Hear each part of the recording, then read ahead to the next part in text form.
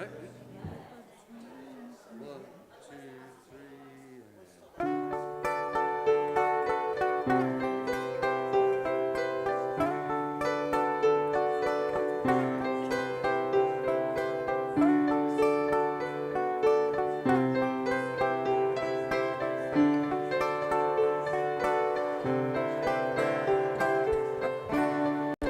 3. Love is but a song we sing, fear's the way we die.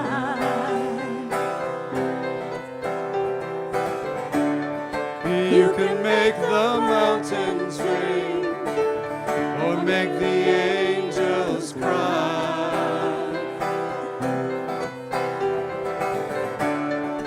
Though the dove is on the wing, you may not know why. Come on, people now, smile on each other, everybody get together, try to love one another right now.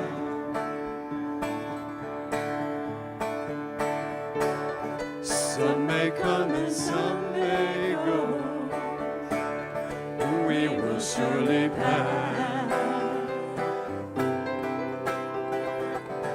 When the one who left us here returns for us at last,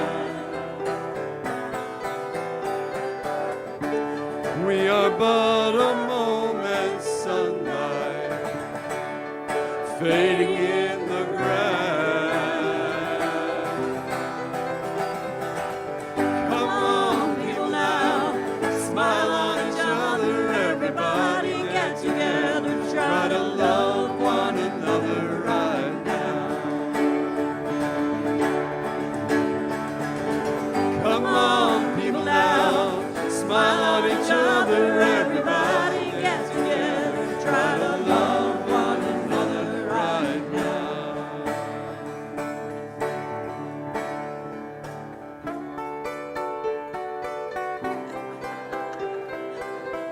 Why not?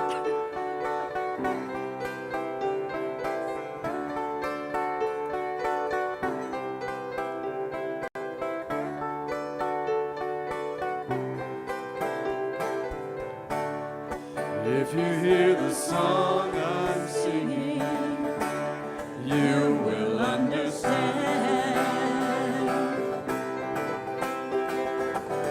You hold the key to love and fear, all in your trembling hand.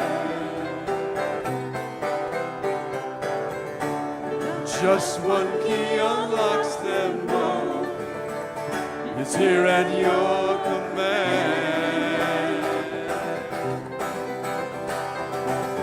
Come on, people now, smile on each other, everybody get together, try to love one another right now.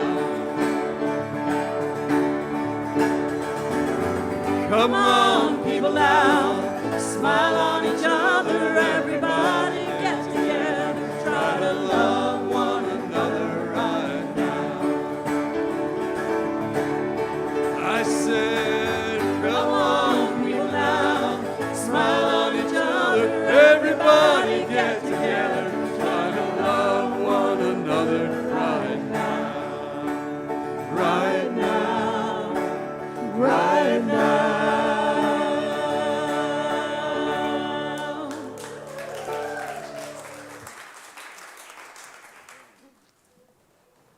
You're a real hip bunch this morning. Welcome, Mary Myers, another hipster coming on up to the stage here.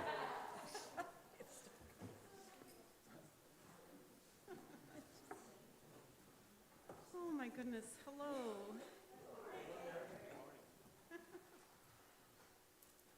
Well,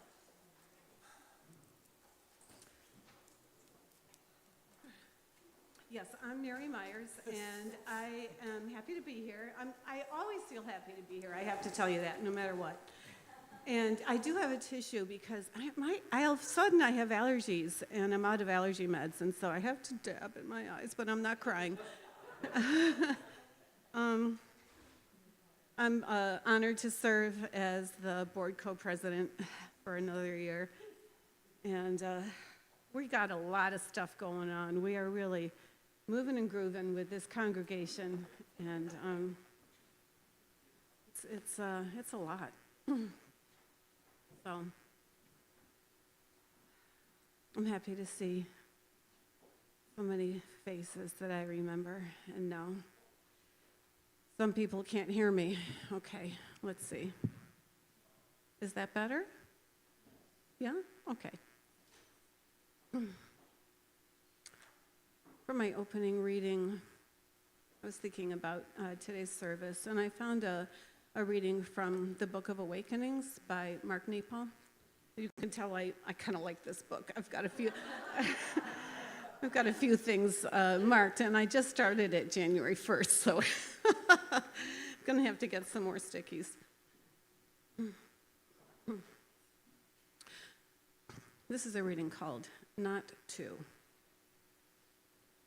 So, almost 1,400 years ago, one of the first Chinese sages we know of offered this brief retort to those who pestered him for advice. To reach a chord, just say, not to. This reply is as pertinent as it is mysterious. To make sense of it, we need to understand what isn't said, that everything that divides and separates removes us from what is sacred, and so weakens our chances for joy. How can this be? Well, to understand this, we must open ourselves to an even deeper truth, that everything, you and I, and the people we mistrust, and even the things we fear, everything at heart follows the same beat of life, pulsing beneath all the distractions and preferences we can create. Once divided from the common beat of life, we are cut off from the abundance and strength of life, the way an organ cut out of the body dies. So, to find peace, to live peace, we need to keep restoring our original oneness. We need to experience that ancient and central beat which we share with everything that exists. In feeling this common beat, we begin to swell again with the common strength of everything alive. He finishes with, we still need to discern the 10,000 things we meet, but holding them to the light of our heart, we can say, not two, only one, and realize there are no wrong turns, only unexpected paths.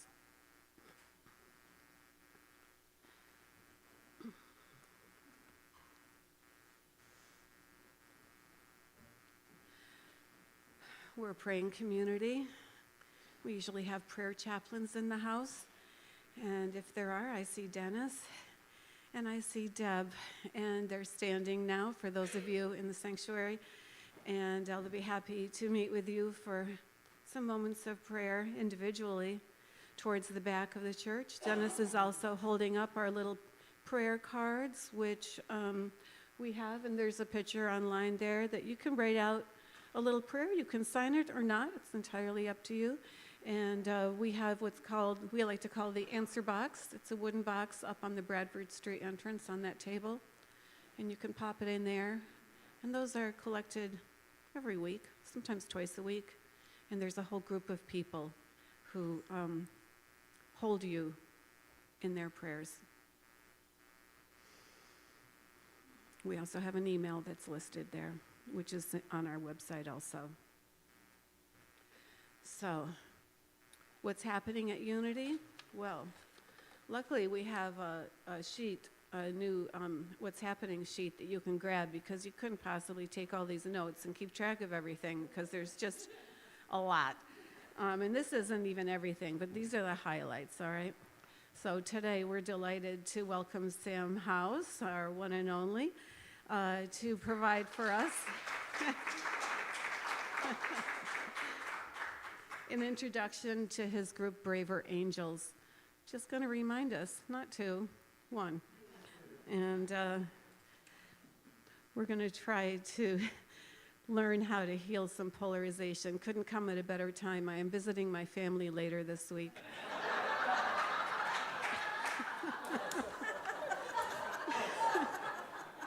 I kid you not.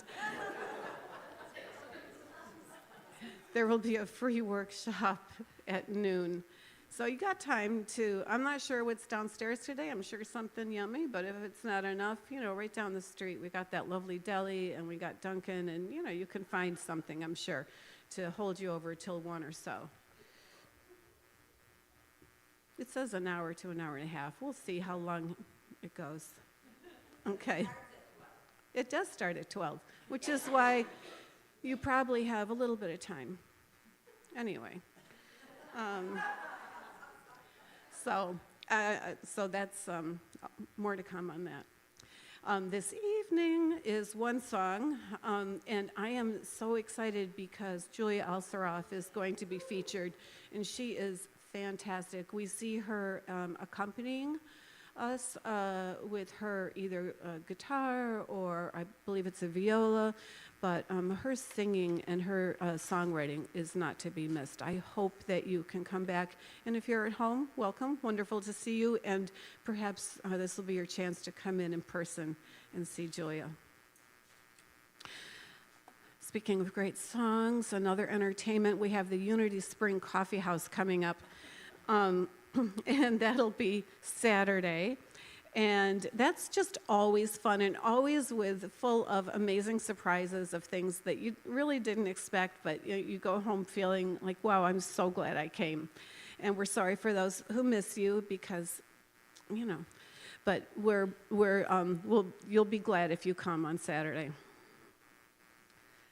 And then we have Pete is going to be doing some more drumming with folks who are interested, and well, of course it's everyone. Who wouldn't be? Yes. So hand drumming workshops next Sunday. Y'all ought to come. Let Pete know if you need a drum. Otherwise, bring your own. Otherwise, take your chances, and he might have one for you. But come on, and it's. Even for those who have never done it, it's something to really open up and consider. We're looking forward to welcoming back Joe Uvegas. He'll be giving us a concert on Friday, June 7th at 7, and then he'll be here on Sunday, June 9th, with music and a message. Joe performed at a service last August here, and some of you may remember that. Some of you may remember him from even further back. He's a real popular and beloved person who comes occasionally. He's now from Colorado, but he actually grew up in Schoharie County and graduated from Union, so he's a local fella coming back for a visit.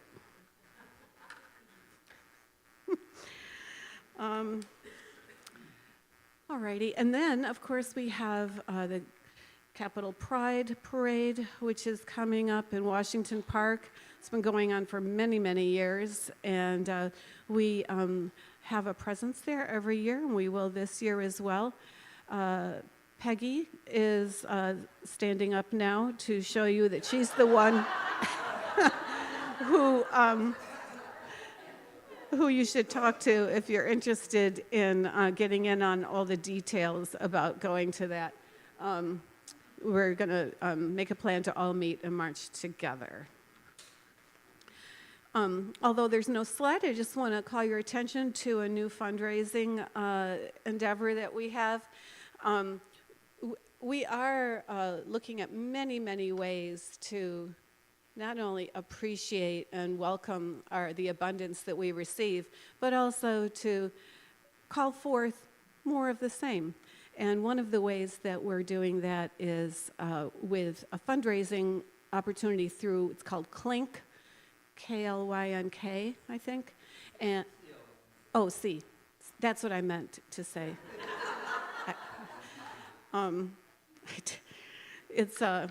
you get a big green bag, and you fill it with your returnables that have deposits, or with your neighbors or your friends or your relatives who, also have bottles and would be happy to, give them to you to deal with. And then you take that to Hannaford, and it's got a little barcode on it, and you just follow the directions and then pop it in, and then somehow magic happens and we get money. And so it's a pretty easy way, and it has actually been a very successful fundraising strategy for several other groups, and surprisingly so. So anyway, I encourage you to start keeping that in mind. And Diane Tushman, who is now standing, and Ellen Sweet, who I'm not sure if she's here, but they are spearheading this and will be in the Bradford Street entrance right after service to explain more to you in detail and give you a bag or two or three. Okay, doke?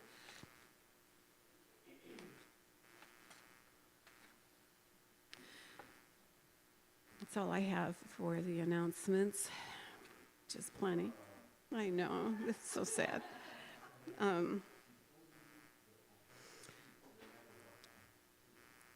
We'll settle in, and I will at least take a breath and prepare for the daily word. The daily word is I am. If you'd like to say with me, I am a living expression of God. In the book of Exodus, Moses asks God his name. God responds, I am who I am. I am is the name of the divine presence within me, a reminder of my spiritual nature. Sometimes I may forget my divine identity by thinking of myself as weak, incapable, or unfortunate. If I have spoken disempowering words about myself, I release those thoughts and stop using those words. Each time I say, I am, I strengthen my awareness of the truth of my being. I am God's life, love, wisdom, and strength, expressing uniquely as me. As I pay attention to my thoughts and words, I am able to recognize and release limiting thoughts more quickly. My awareness of my true identity grows stronger and stronger. And from Matthew chapter 16, Jesus said to them, "But who do you say that I am?" And again, I am a living expression of God. Thank you.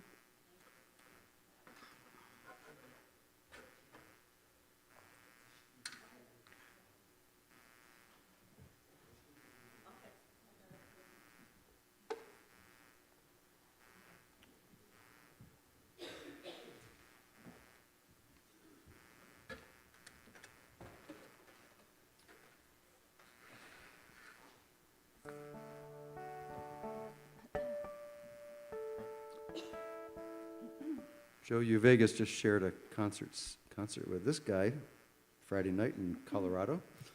Pierre Mayer. There you go. Trying to get them both to come at the same time. You right?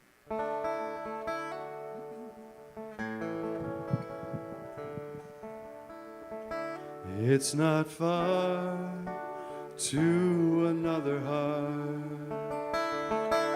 It's not far to another heart. You can hear it if you listen hard. It's not far. It's not far. It's not far to another side. It's not far.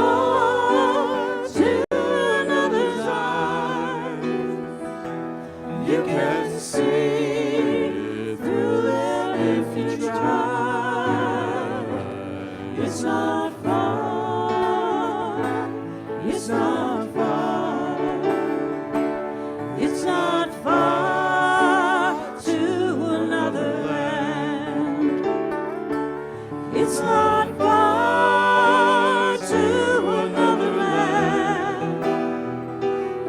If you walk there, you may understand. It's not far. It's not far.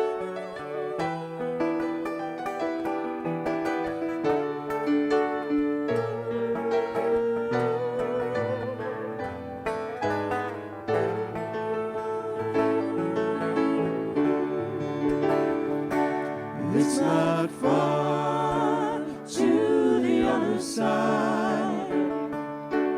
It's not far to the other side.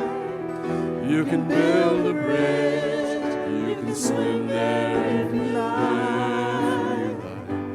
It's not far, it's not far, and it's not far to another heart. It's not far to another heart. You just reach out from where you are. It's not far. It's not far. It's not far. It's not far.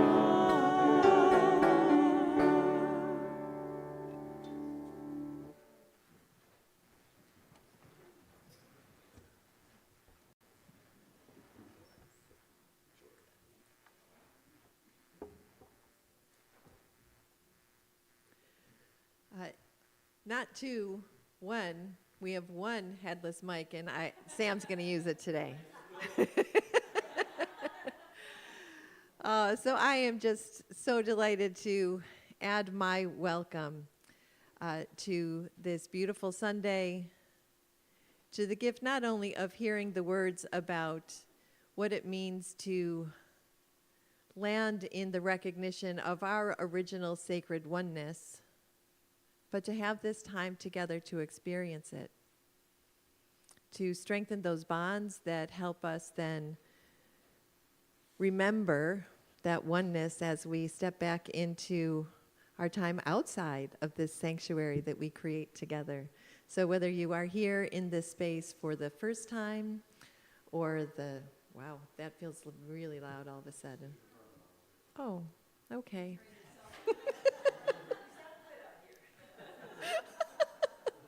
Okay, that's awesome. I hear myself in the monitor. I guess I must need to listen to me too.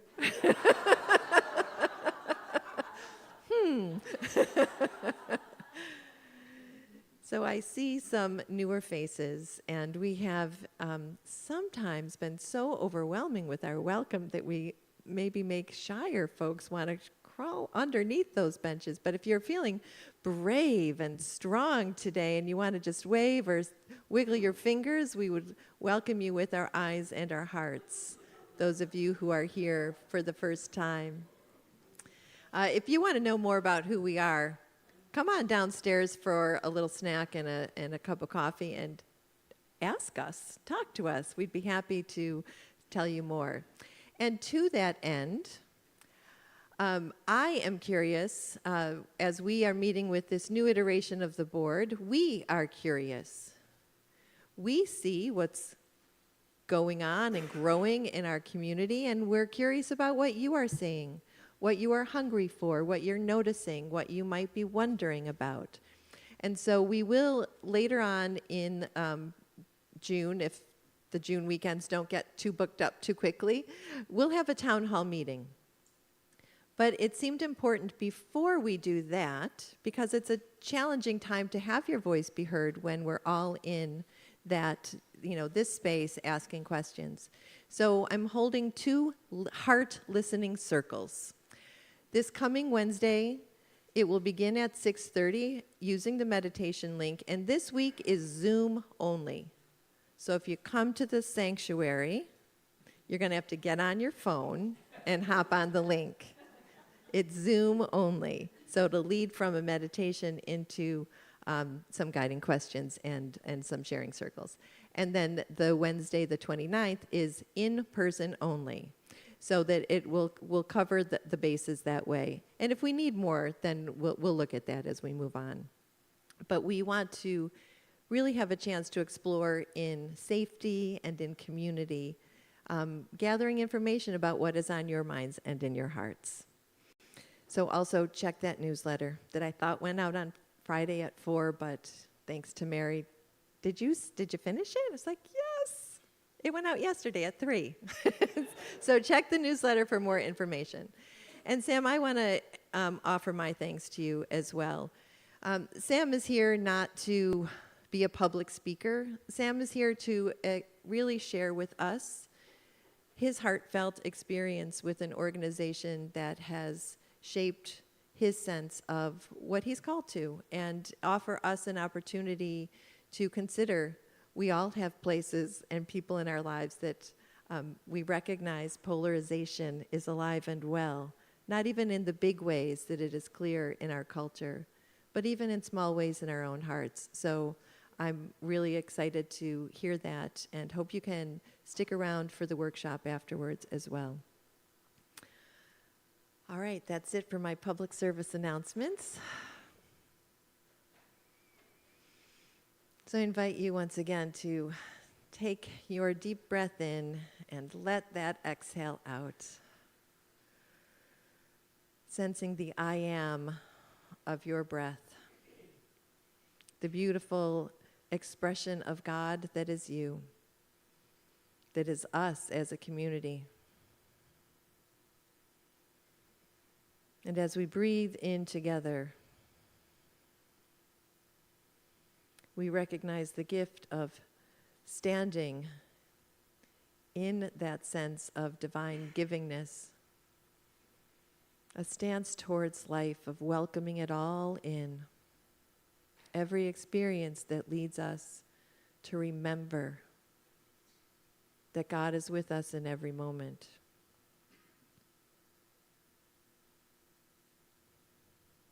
And so we say together, we affirm,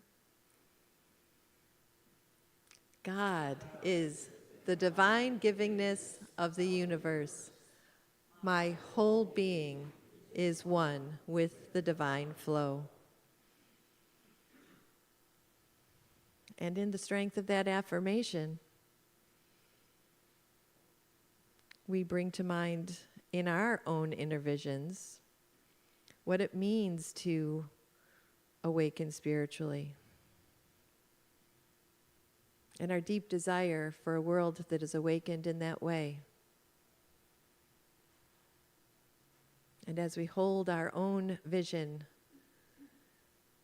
we bring that to bear in community for our communal vision as we say, we envision a world transformed through the spiritual awakening of all. And then we let that vision lead us into our ever-growing call. As we say these words, hear them and feel them in your cells, the I am of your being in God. We awaken to and embrace the divine essence of all beings through prayer and service in our community and in the world. And now we affirm where we hold that power, that consciousness that enlivens each of us. The power of Christ's love now releases me from any sense of separation from spirit or others.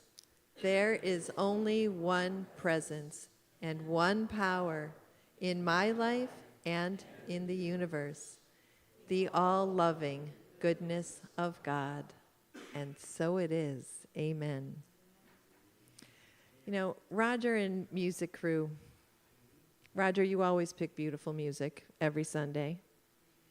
And Gerri and Carol and Pete, together with you, lead us to sing our prayers. But I have to say, in particular today, every song that you have selected is just a gift. So as we sing our prayers, feel that gift. And thank you.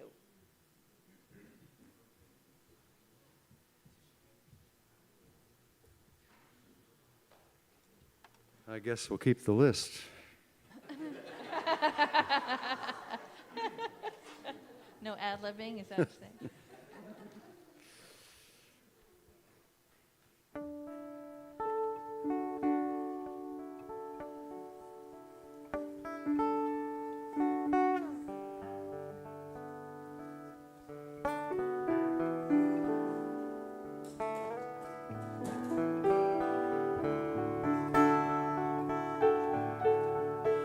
You are the face of God. I hold you in my heart. You are a part of me. You are the face of God. You are the face of God. You are the face of God. I hold you in my heart. You are a part of me. You are a part of me. You are the face of God. You are the face of love. You are the face of love. I hold you in my heart. You are my family. You are my family. You are my family. You are the face of God. Sing that again. You are the face of love. I hold you in my heart. I hold you in my heart. You are my family. You are my family. You are the face of love. You are the face of God. You are the face of God. You are the face of God. I hold you in my heart. I hold you in my heart. You are a part of me. You are a part of me. You are the face of God. You are the face of God. You are the face of God. You are the face of God. I hold you in my heart. I hold you in my heart. You are a part of me. You are a part of me. You are the face of God. You are the face of God. You are the face of God. You are the face of God. You are the face of God. You are the face of God. You are the face of God.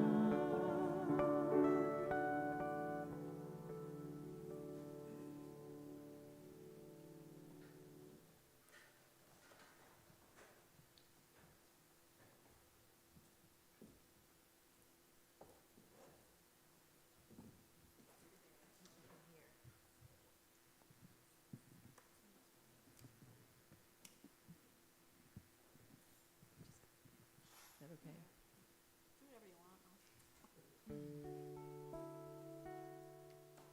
As we begin our shared time of quiet, I'd like to begin by having you look around this room. Those of you at home, if you are with a beloved, even if you're with somebody who pushes your buttons, look at each other and see the face of God. If you're alone, put your phone on selfie mode. Feel your face. And know that you are the face of God. I hold you in my heart. You are a part of me.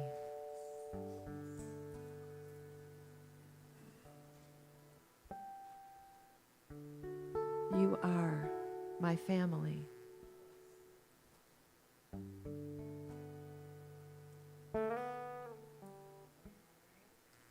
the face of God.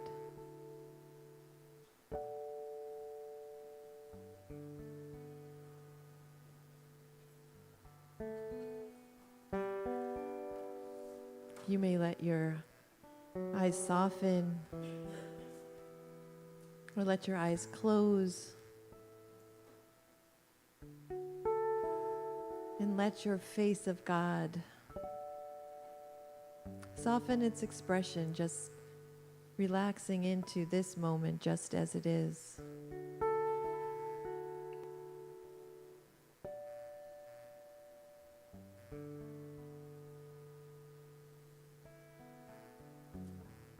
And as you breathe the breath of the I Am, housed in you, housed as you, breathing in you, breathing as you.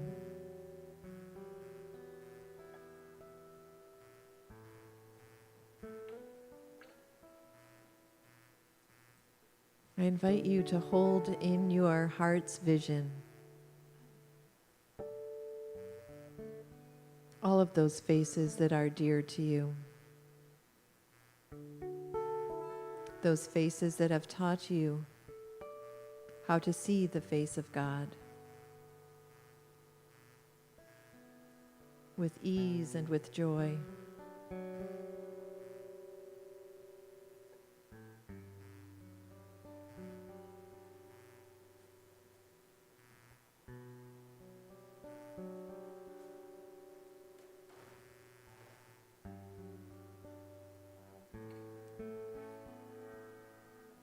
And in your heart's vision, I invite you now to hold those beings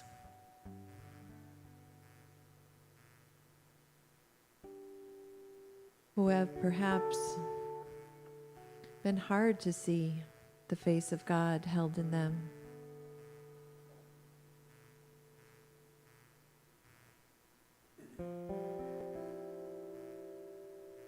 And hold their breath of the I Am in your heart as well.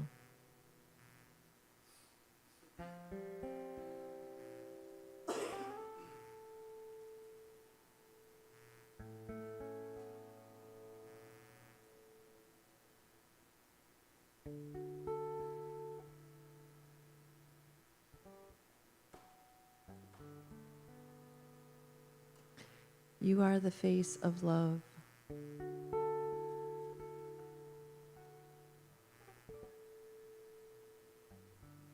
Love that loves beyond the easy and beyond the sentimental. You are the face of love that calls forth courage, that calls forth deep listening,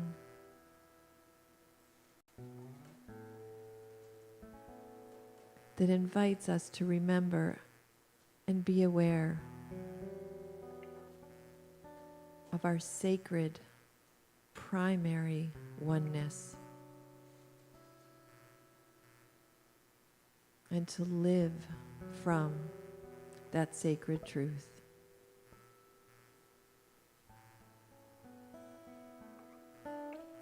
And so as we deepen our breath, I invite you to bring your hands to your heart. Feel the heart of God beating in you.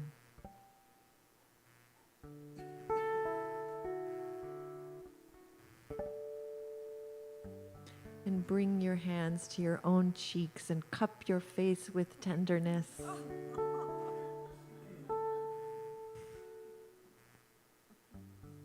And feel yourself to be the face of love, the face of God. And one more time to look around this space, to feel the eyes of love on you as we open our hearts and our minds to listen to our dear friend Sam.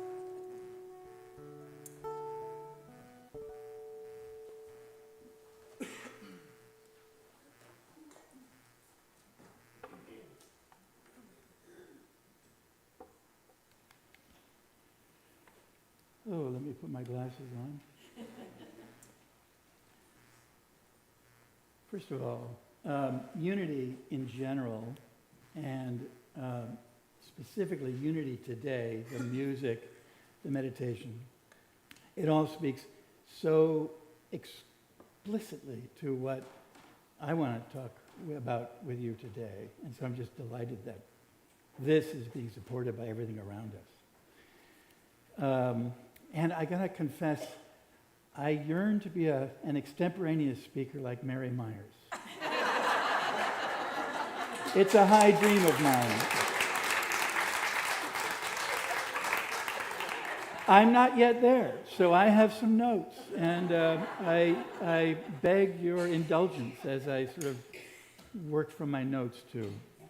I'm delighted to be here in this one-way conversation about a topic that's very important to me.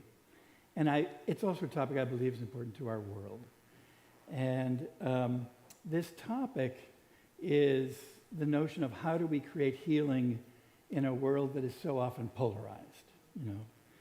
And I want to start with our mission, which we've already said moments ago, but I want to remind us again because it speaks to the heart of what we're here for in this talk. Our mission is to awaken to and embrace the divine essence of all beings through prayer and service in our community and in the world. So my question to myself is, how do you do this when in vehement disagreement with the ideas of others, with their behaviors, with their morality, and with their very being? How do you do this? You know, in situations where we find ourselves in that kind of vehement opposition with another, where like two cats arching their backs and hissing at each other, two things are happening. First, where different points of view, realities, and customs intersect, we often experience suspicion, antagonism, and the act of othering. In other words, othering someone else.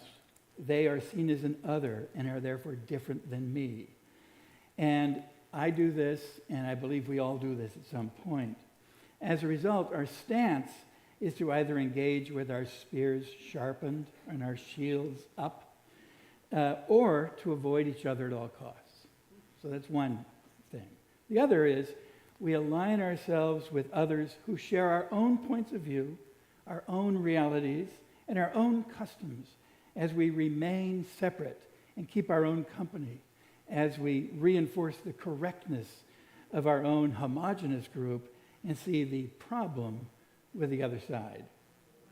These practices lead to splitting and separation between people in our outside world, and quite frankly, if we dare to look, we may even notice it in our inner world as well. As we not only engage in this kind of polarizing towards others, we also do the exact same thing within ourselves. That's how we learn non-acceptance of the other in our interactive world. We learn it from learning from non-acceptance towards certain parts of ourselves. But the inner game of polarization is a topic for another day. So let's instead focus on the consensus reality of our relationships with the outer world. I want to tell you a little bit about my own story because it's a huge reference point to this question, the question, how can we humans bridge the divisions and the separateness that lead to conflict and turmoil in our world today?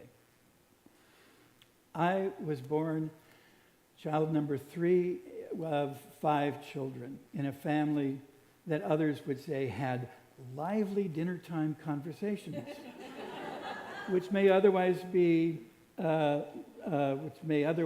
understood often as an atmosphere of intensity and anger. As the middle child, and with the zodiac sign of Libra, which I know nothing about other than it has these scales, and these scales seem very pertinent to my life. The unofficial title in the family that I took on without knowing was the peacekeeper. In an argument between 2 siblings, I would say, oh, you have a good point. And then I'd turn to the other and say, oh, but you have a good point too. And I'd often get angry at myself for being wishy-washy and not taking a stand. And this criticism of myself lasted for a long time until I realized that that's not a fault, that is a bridge. As a 4-year-old, there's a family story of us walking in the woods and with my younger brother lagging far behind while my parents and older siblings marched ahead. I would cover 4 times the distance of others as I ran back and forth and said, "Pat, hurry up." And then I ran forward saying, "Please slow down." Always seeking to bridge the gap between family members. Same kind of thing happened in school growing up with my peers. I'd always be looking to see what's going on both sides. And I carried this quality into college as a comparative religious philosophy major, with a great interest in learning more about how to bridge the human experience with a rich experience of the divine. After that, I ended up as a clinical social worker and a marriage and family therapist, starting out working in foster care in a very spicy neighborhood in Brooklyn, seeking to keep kids with their families who are often in crisis and at risk of losing their kids to the foster care system. Again, seeking to be a bridge between kid and family, and a bridge between family and the system. I then moved on from the world of therapy and clinical social work and became a co-active coach and a leadership consultant, coaching clients to come to terms with their own wholeness and working with leaders and teams around the world to reach satisfying levels of a positive and enriching life while being true to their life purpose, their values, and their goals. Where am I? Let's see. The focus in this work has always been to help create a bridge between one's identity on the one hand. Who am I when I'm aligned with my highest self? And who am I when I'm aligned with my purpose as well? And the question is, what is mine to do? So fast forward, last year I quit a full-time job, temporarily left my spouse and family behind, and on a cold February morning, I hooked up a tiny teardrop trailer and went on a 3-month solo camping adventure. And I was seeking in part to free myself of the arrogance and ignorance of an older, privileged, northern white male in order to learn more about the current American South and my country's history leading up to, including, and following our Civil War. I was particularly interested in seeing how where we are today as a country is reflected in where we were in the period from the 1850s through the 1920s, where there was a strong quality of intense division and the consciousness of separation prevailed. While on this journey, I walked a path of foot soldiers in both the Confederate and Union armies, walking across the battlefields of death, gaining just a small slice of what it might have been like for them, and doing this while crossing the battlegrounds and killing fields of places like Gettysburg, Antietam, Manassas, Harper's Ferry, Monocacy, Fort Donelson, Shiloh, Vicksburg, Fort Sumter, Kennesaw Mountain, Petersburg, Fredericksburg, Spotsylvania, Andersonville, Cold Harbor, the Wilderness, Sailors Creek, Richmond, and more. So there's a lot of walking. I spent days in rural Mississippi along the Tallahatchie River learning about the lynching of Emmett Till. I paddled on bayous filled with alligators, Spanish moss, and glorious bird life with a Louisiana Southern boy who is a friend and a colleague seeking to understand a mindset that I was unfamiliar with. I explored the civil rights era in the South, studying the horrendous period of lynching, leaving a powerful and lasting impact upon me while in Montgomery, Alabama. And I followed the history of the bombings of black citizens and leaders in Birmingham in the early 1960s. I did this while making some, but not enough, connections with Southerners from all walks of life, whether in walking the battlefields, in campgrounds, in diners, in museums, in stores and in town squares. I returned home with an avid hunger to do my part in healing the divisions that constantly crop up in our world, starting with healing my own finger-wagging tendencies to make wrong others who see things differently than me. And to do this through a strengthened relationship with Spirit. For unless this work is done from a Spirit-centered place, it just becomes effortful, and it risks creating a gap or a trap for the ego that poses as an enlightened do-gooder. In a moment of synchronicity, soon after returning home, I received an email from this organization we're called Braver Angels. And as an organization that is fast becoming a social movement, it is dedicated to bridging divisions in our highly polarized world. This email came with an invitation for me to attend their annual convention, in which an equal number of people who identify as red or conservative and as blue or liberal or progressive, these are who attend for the purpose of forming and holding meaningful connection, while often not surrendering their own particular position on a politically contentious topic. How do you do that? 700 people showed up from around the country, 350 reds and 350 blues, and this was life-changing for me. It was as if God or the universe noted my intensified desire to help in healing the divide following my adventure south, and timed this invitation to attend the convention at exactly the right time. And so, if today, as others have said, if you're interested, you're warmly invited for an hour conversation about what Braver Angels is all about. I want to make a distinction, though, between polarity and polarization. A polarity simply means two or more things that are different from each other, the plus and minus sides of a battery, night and day, male and female, etc. That's polarity. It's neutral. It just is. Polarization, as I refer to it here, includes a non-acceptance of the other and an insistence on the one side over the other.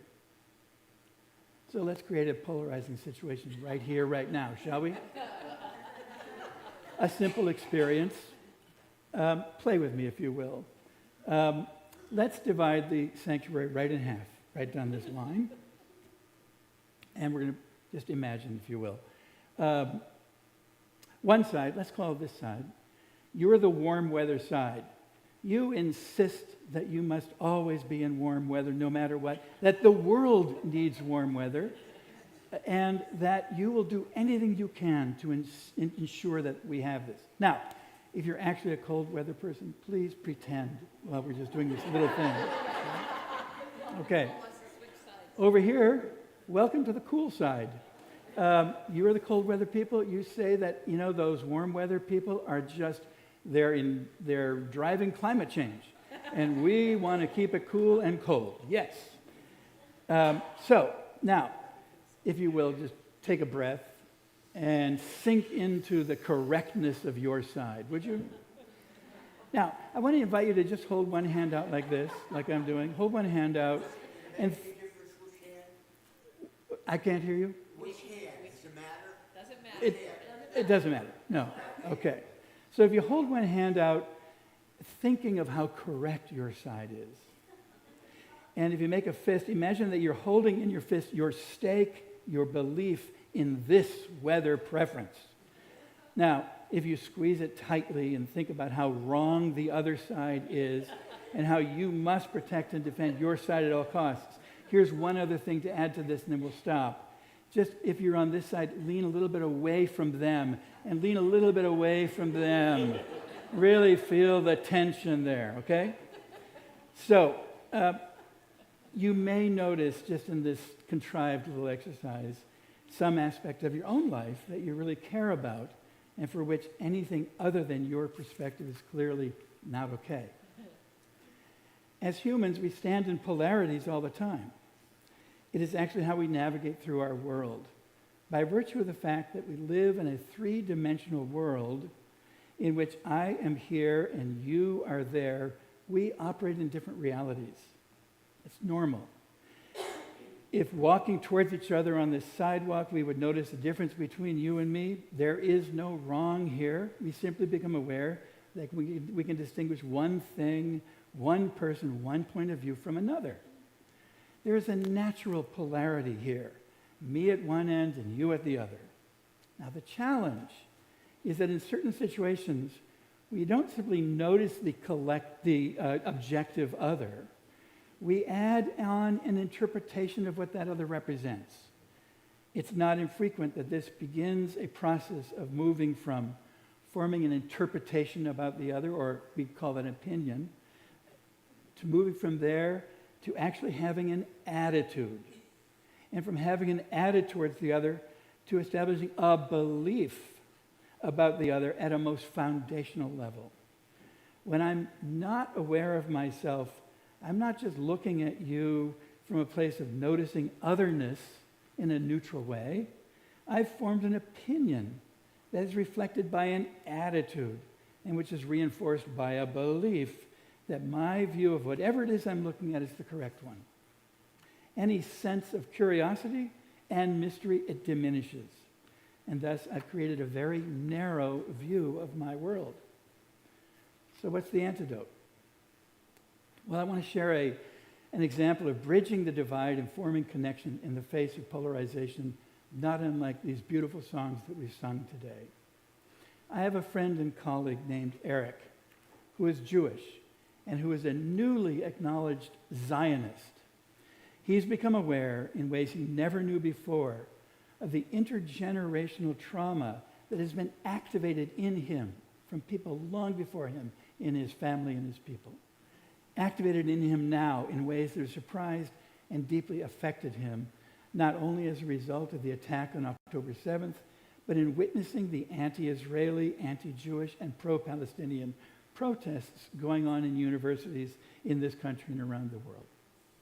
The October 7th, and most significantly to him, the following protests have crystallized aspects of his identity and sharpened his opinions, his attitudes, and foundational beliefs about how he sees the world and how he feels the world sees him as a Jew, often in anti-Semitic ways.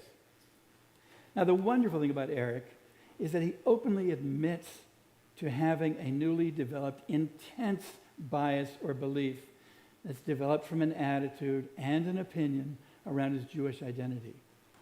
In recognizing and then admitting that this is a strong belief and a bias and not the sole reality, it has allowed him to engage in conversations with Amel. Amel is a Palestinian colleague of ours, and they have engaged in conversation with each other in the frankest of terms. They now have regular conversations about their disagreements over the Israel-Palestinian conflict, conversations that are often painful. However, they both come to these conversations with a desire to stay engaged, to stay curious, and to listen to each other's story, to hear each other's pain. While there is still a nearly 180-degree difference of opinion in how they experience and perceive their worlds, they have opened a slice of possibility that includes appreciation, respect, and even love for each other. Now, coming back to Mary's example of this today, imagine the family, your family, at a table at Thanksgiving. Think of that real or imagined family member who really irritates us with their point of view, which can lead to either a fight, a flight, or a freeze response within us as we find ourselves engaged in an either-or situation in which either the other is right or I am right. What if we put an and in between the other person and ourselves instead of an or? What if I knew deep in my body that I was fully entitled to my beliefs, to my point of view, and that I could engage the other without feeling a need to change their mind or think of them and their personhood as being wrong? What if, calling upon our mission here at Unity, I truly awakened to and embraced their divinity? I did that while also calling upon my own inner warrior to hold my own, to be our best selves. We don't shrink or diminish ourselves or betray ourselves by assuming a fighting posture or fleeing the scene when faced with a polarizing situation. And then, what if we connected to spirit? While in the name of depolarizing myself, it seems like a good thing to consider the possibility of both holding my ground and seeing the divine in others at the human-to-human level. But something more is needed.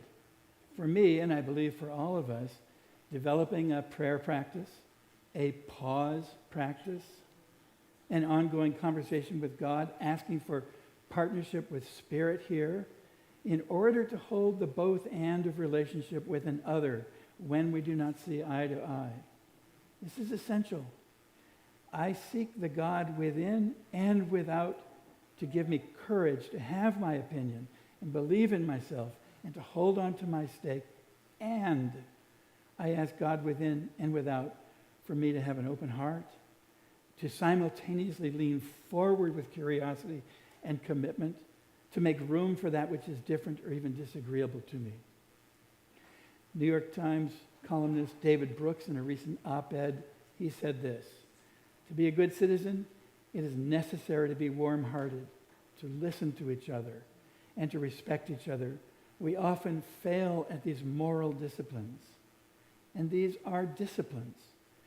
Howard Thurman, a beautiful theologian and a contemporary of Martin Luther King Sr., said, "We are here dealing with a discipline, a method, a technique, instead of some form of wishful thinking or simple desiring. We are invited into the discipline of holding our own and courageously committing to each other. And when I open and yield and surrender to something greater than me, this practice is an expression of grace." So please join me. Grab your stake in your fist again. Open yourself to something bigger than you, than us. Hold on tight, knowing that this is you respecting yourself and what you stand for. And now lean toward the other side. Let Spirit in. Open your heart. Be curious. Have courage. Seek friendship and understanding. And let's see what happens. Thank you.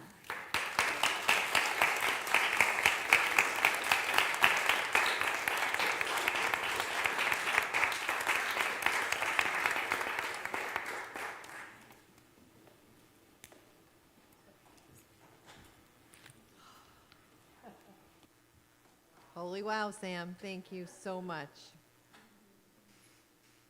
That was good food.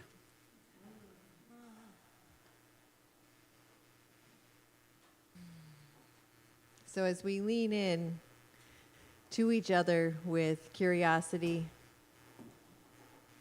appreciating the mystery of all of the ways that we are unique expressions of the God within,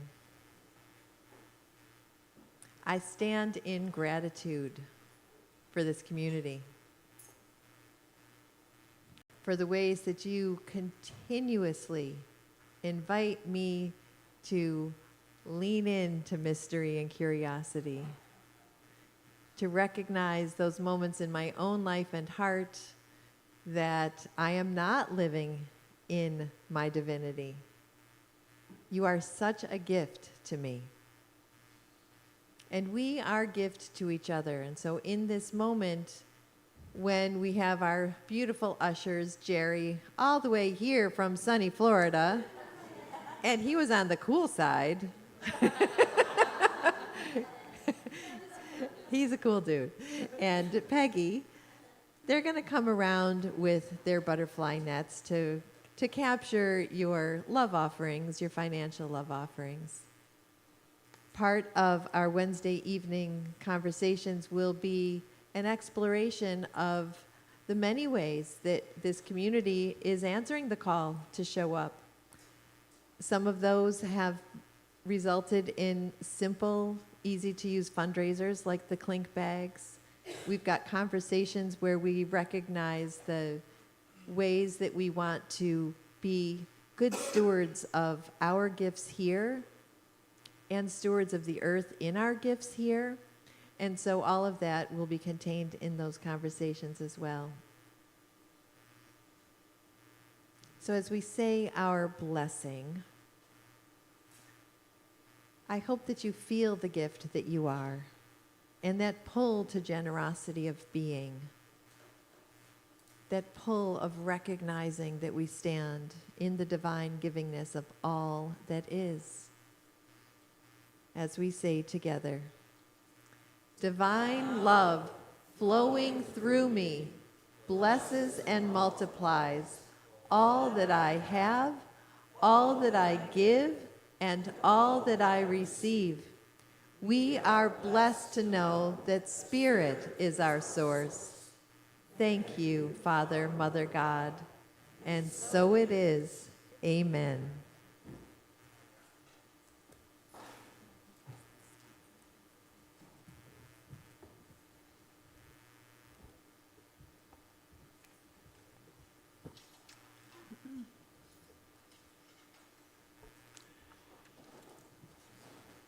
Well, the two authors of this song, Anna Egg and Gerri Nicholson, got together after the 2017 solar eclipse and came up with this song. I think Anna was just at Cafe Lena or is coming up, I'm not sure. But Gerri is the author of Hallelujah Anyhow and a number of other songs we've done here. Here we go. 1, 2, 3,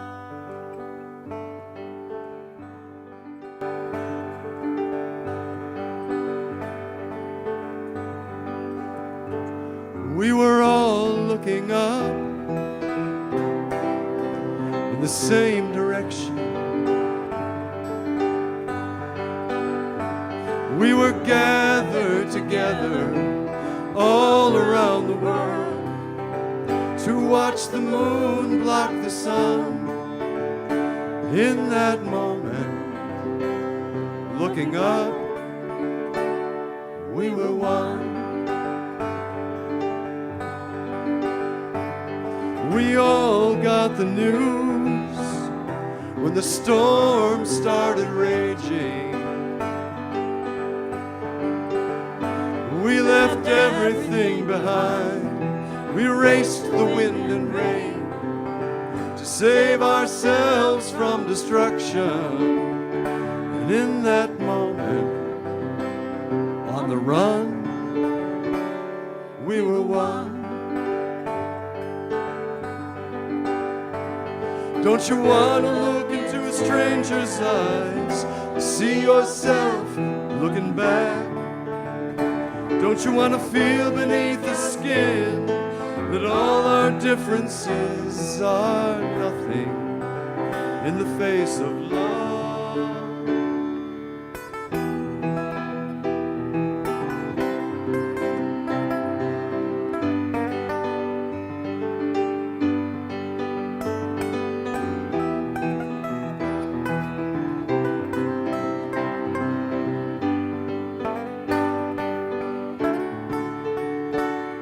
Now the storm is come and gone. The sun is shining in the heavens.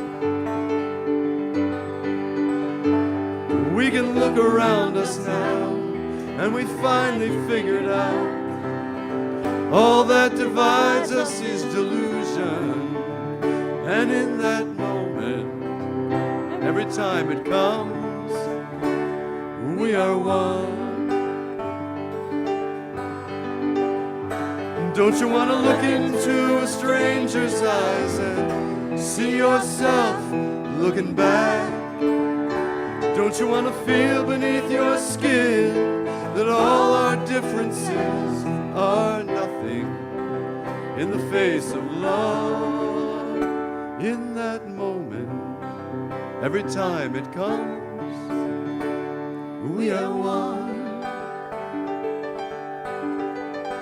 In that moment, when it comes, we are one.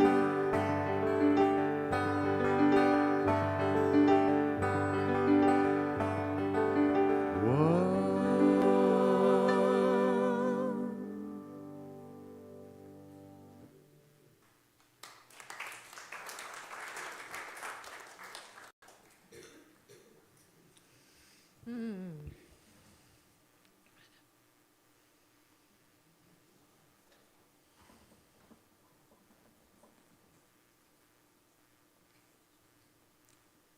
We are blessed as a community to be looking in the same direction. And we see these gifts as a sign of our growth, of our connection, of our ability to continue to say yes to where God is calling us, to grow love, to sow seeds of love. And so we bless them and we bless each other in these offerings. Amen.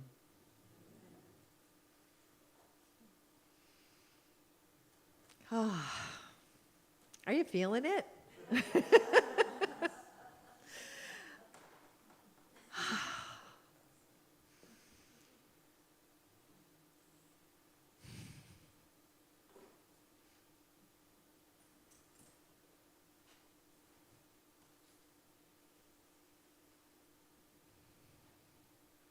My heart is full.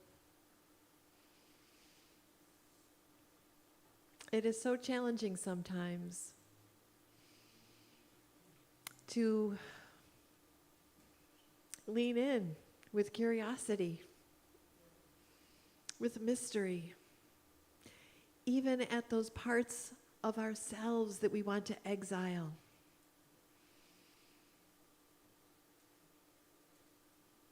Here in this community, we grow courage together.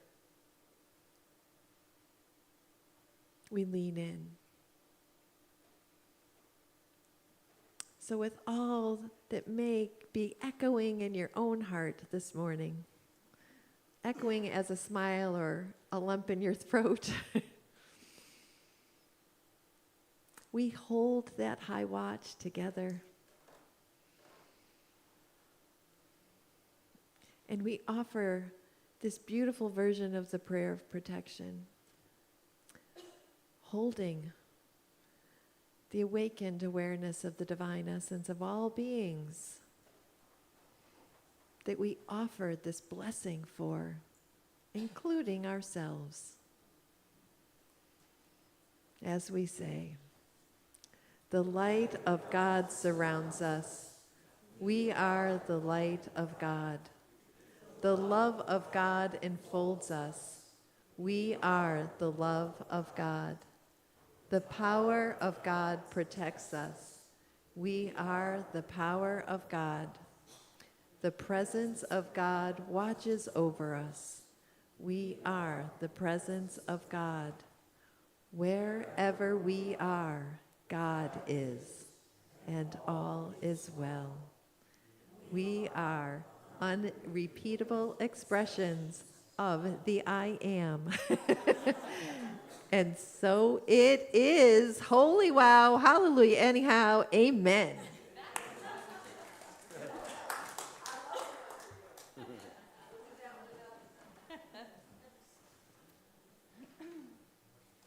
So we're going to do this before we move into the closing song because we just had to do this one. So.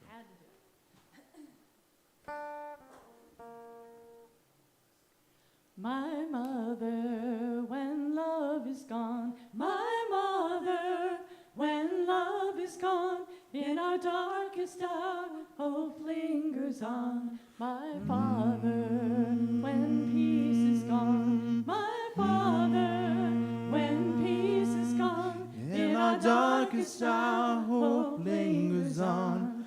I will not hate, and I will not fear, in our darkest hour, hope lingers here. My sister, when equality's gone, when equality's gone, in our darkest hour, hope lingers on. My brother, with tolerance gone, with tolerance gone, in our darkest hour, hope lingers on.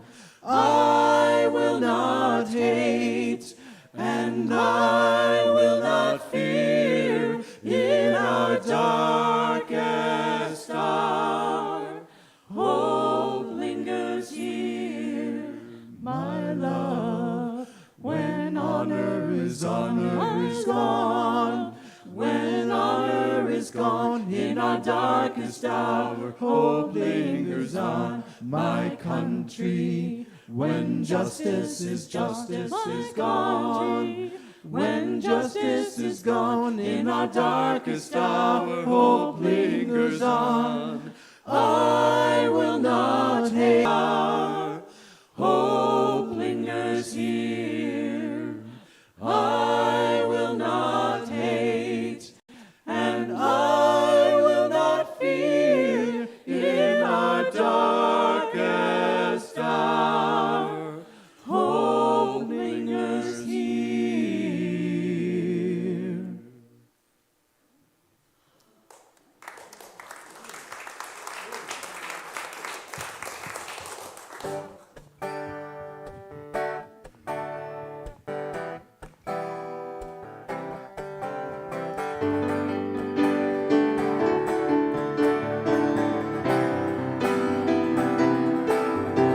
We let the love wash over us.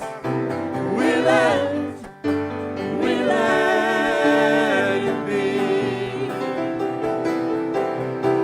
We let the love wash over us. We let it be.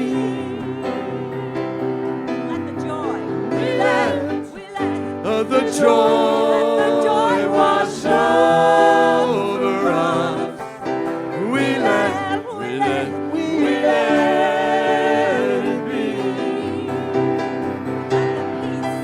We let the peace wash over us.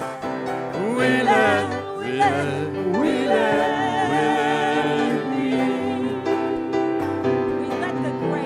We let the grace wash over us, and we let it be. And we let the love wash over us. We let it be.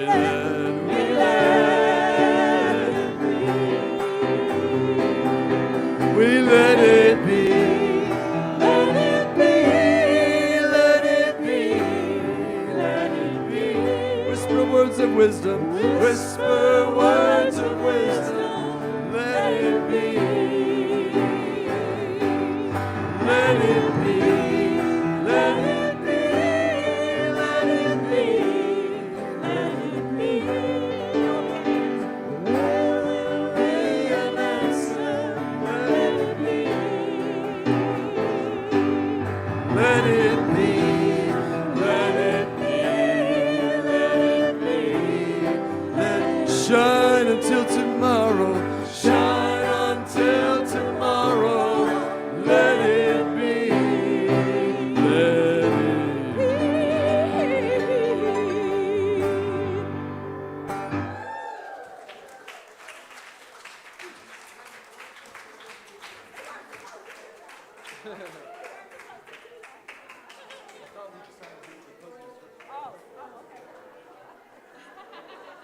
I gave that. You guys care about the blood.